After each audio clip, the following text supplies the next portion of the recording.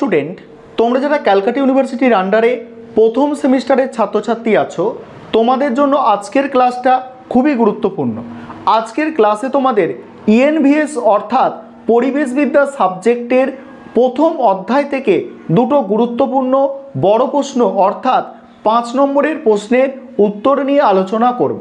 তোমরা জানো যে তোমাদের প্রথম সেমিস্টারে কমন ভ্যালু অ্যাডেড কোর্সের মধ্যে দুটো সাবজেক্ট পড়তে হচ্ছে, একটা হচ্ছে কনস্টিটিউশনাল ভ্যালু আর একটা হচ্ছে তোমাদের ইএনভিএস। আর এই ইএনভিএসের অর্থাৎ পরিবেশবিদ্যা সাবজেক্টের প্রথম অধ্যায় থেকে 5 নম্বরের যে দুটো প্রশ্ন অ্যান্সার নিয়ে আলোচনা করব, সেই দুটো প্রশ্ন হচ্ছে 1 নম্বর প্রশ্ন, লো কার্বন লাইফস্টাইল কাকে বলে, এর সুবিধা অসুবিধা লেখো। কি বললাম? লো কার্বন লাইফস্টাইল কাকে বলে, এর সুবিধা অসুবিধা লেখো। দ্বিতীয় গুরুত্বপূর্ণ প্রশ্ন হচ্ছে মিশন লাইফ কাকে বলে, এর 3টি কৌশল লেখো। এই দুটো প্রশ্নের অ্যান্সার নিয়ে আলোচনা করব। তার আগে তোমরা কোয়েশ্চেন প্যাটার্নটা একটু বোর্ডে লিখে দিচ্ছি, তোমরা একটু দেখে নাও। আরেকটা বিষয় বলার আছে যে তোমাদের জন্য অনলাইন কোচিং ক্লাস চলছে।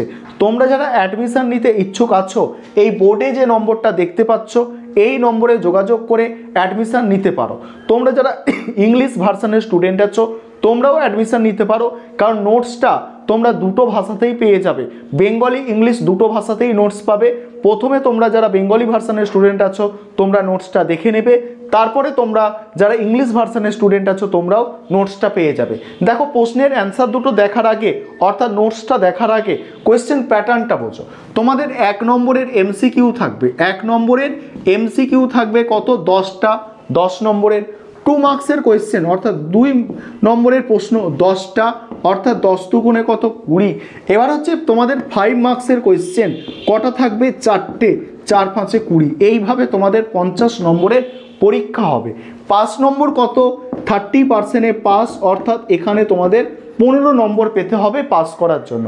এবার চলো তোমরা প্রশ্নের উত্তরগুলো দেখে নাও এবং তোমরা যারা অ্যাডমিশন নিতে চাইছো বোর্ডে দেওয়া নম্বরে যোগাযোগ করে অ্যাডমিশন নিতে পারো। এবার তোমরা প্রশ্নের উত্তরগুলো দেখে নাও। প্রথম যে প্রশ্নটা আছে, লো কার্বন লাইফস্টাইল কাকে বলে, এর সুবিধা অসুবিধাগুলি লেখো। অ্যান্সারটা দেখে নাও। লো কার্বন লাইফস্টাইল হলো এমন একটি লাইফস্টাইল যার লক্ষ্য গ্রিনহাউস গ্যাসের নির্গমন কমানো এবং জলবায়ুর ওপর মানুষের ক্রিয়াকলাপের প্রভাব কমিয়ে আনা।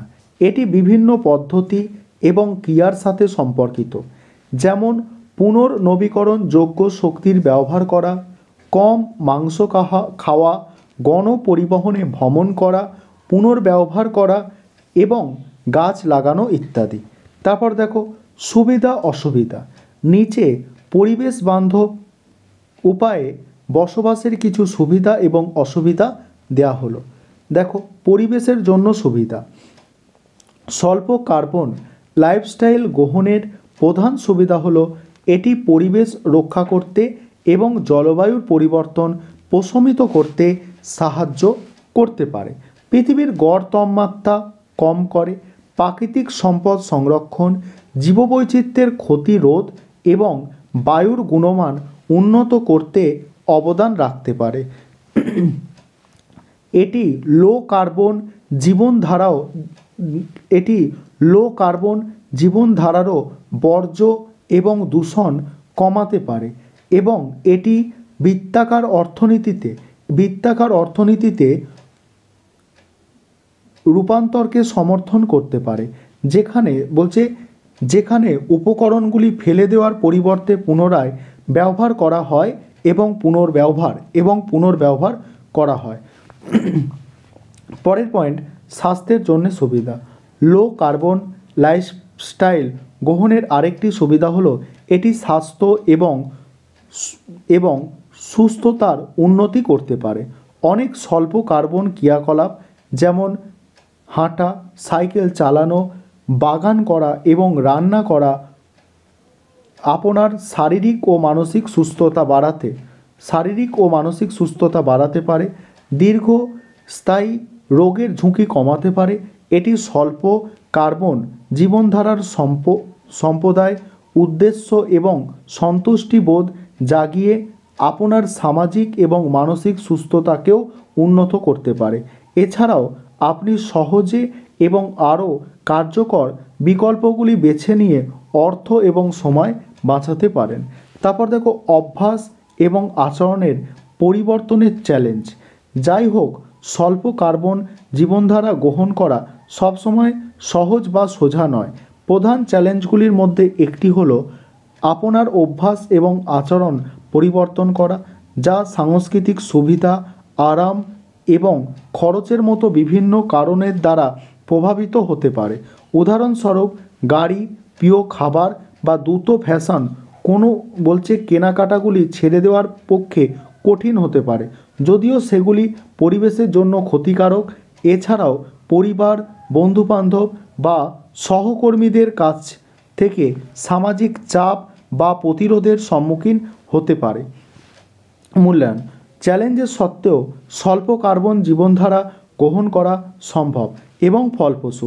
সর্বাধিক সুবিধাগুলি পেতে বাস্তবসম্মত এবং পরিমাপযোগ্য লক্ষ্য নির্ধারণ করে ধীরে ধীরে শুরু করা দরকার। তারপরে কি বলা হচ্ছে দেখো, মিশন লাইফ কাকে বলে, এর 3টি কৌশল লেখো।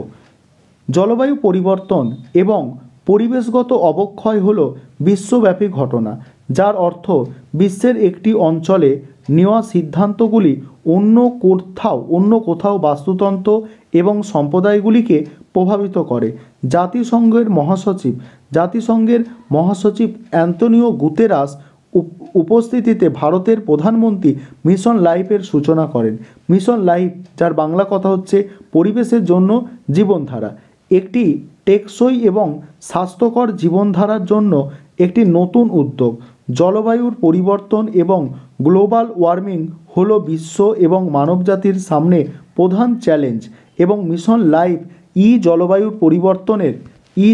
পরিবর্তনের বিরুদ্ধে লড়াইকে গণতান্ত্রিকরণ করে তোলে, প্রত্যেকে নিজের সামর্থ্য অনুযায়ী অবদান রেখে। মিশন লাইফ হলো জলবায়ু পরিবর্তনের বিরুদ্ধে লড়াইয়ে বিশ্বকে সাহায্য করার জন্য এবং জাতিসংঘের দ্বারা নির্ধারিত টেকসই উন্নয়নের লক্ষ্য অর্জনের জন্য একটি টেকসই জীবনধারার দিকে পরিচালিত করার জন্য ভারতের একটি বৈশ্বিক উদ্যোগ। এবার দেখো মিশন লাইফের 3টি কৌশল। প্রথম কৌশল যেটা আছে পর্যায় 1, চাহিদার পরিবর্তন। সারা বিশ্বজুড়ে মানুষকে তাদের দৈনন্দিন জীবনের মৌলিক কিন্তু কার্যকর পরিবেশগত কার্যক্রম গ্রহণ করতে উৎসাহিত করা, যেমন ট্রাক লাইন বা রেল ক্রসিং এ গাড়ি, স্কুটার ইঞ্জিন বন্ধ করে 22.5 বিলিয়ন পর্যন্ত সাশ্রয় করা যায়, KWH। তারপরে দেখো কি বলা হচ্ছে, সরবরাহের পরিবর্তন পর্যায় 2। এটি ভবিষ্যৎবাণী করা হয়েছে যে বৃহৎ আকারের স্বতন্ত্র চাহিদার পরিবর্তনগুলি ধীরে ধীরে শিল্প এবং বাজারগুলিকে চাহিদার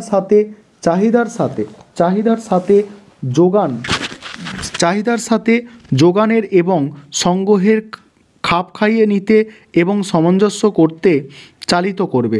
যেমন কেনাকাটা করার সময় প্লাস্টিকের ব্যাগের পরিবর্তে কাপড়ের ব্যাগ ব্যবহার করলে ল্যান্ডফিলে প্রবেশ করা থেকে 375 মিলিয়ন টন পর্যন্ত কঠিন ও বর্জ্য সংরক্ষণ করা যায়। তারপর দেখো নীতি পরিবর্তন। এখানে কি বলা হচ্ছে, মিশন লাইফের একটি দীর্ঘমেয়াদী উদ্দেশ্য হলো বৃহৎ আকারের শিল্প ও সরকারি নীতিকে সমন্বয় সাধন করা, যা ভারতে এবং সারা বিশ্বের চাহিদা ও সরবরাহের গতিশীলতাকে প্রভাবিত করে টেকসই ব্যবহার এবং উৎপাদন উভয়কেই উন্নীত করতে পারে, যেমন বৈদ্যুতিক গতিশীলতা। এবার তোমরা যারা ইংলিশ ভার্সন আছো তোমরা নোটসটা দেখো। তোমরাও প্রশ্নের উত্তর অর্থাৎ নোটসগুলো দেখে নাও, এবং তোমরাও যদি চাও অ্যাডমিশান নিতে পারো, কারণ সেক্ষেত্রে তোমরা নোটসটা দুটো ভাষায় পেয়ে যাচ্ছ, তাই তেমন একটা সমস্যা হবে না। সেই কারণে তোমরা যারা ইংলিশ ভার্সানের স্টুডেন্ট আছো তোমরাও চাইলে অ্যাডমিশান নিতে পারো, সেম নোটস তোমরা কিন্তু ইংলিশে পেয়ে যাবে।